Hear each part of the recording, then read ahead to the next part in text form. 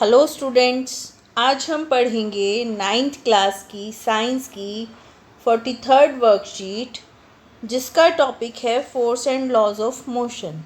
और इस वर्कशीट में हम चैप्टर की रिवीजन करेंगे।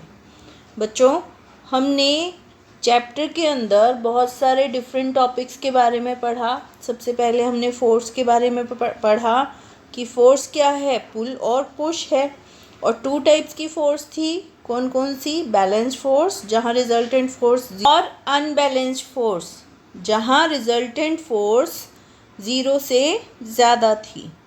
और फोर्स की यूनिट थी किलोग्राम मीटर पर सेकंड स्क्वायर और न्यूटन।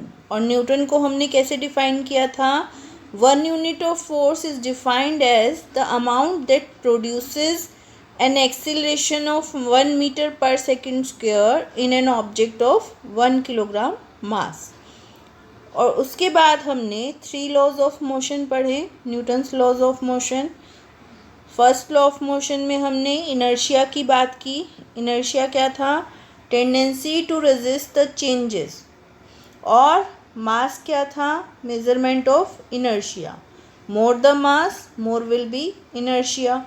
और फर्स्ट लॉ क्या कहता है? Any object remains in the state of rest और in uniform motion along a straight line unless compelled to change that state by N applied force. फिर हमने second law of motion की बात की, जहाँ पर हमने मोमेंटम के बारे में बात की। मोमेंटम क्या था? मास इनटू वेलोसिटी, और इसकी यूनिट्स थी किलोग्राम मीटर पर सेकेंड। और फोर्स हमने निकाला mass into acceleration. Second law of motion क्या कहता है? The rate of change of momentum of an object is proportional to applied unbalanced force in the direction of force. ठीक है। और थर्ड लॉ ऑफ मोशन में हमने पढ़ा कि to every action there is an equal and opposite reaction and they act on 2 different bodies. और यहीं से हमने law of conservation of momentum के बारे में पढ़ा। क्या? कि total momentum of system when there is no external force remains constant.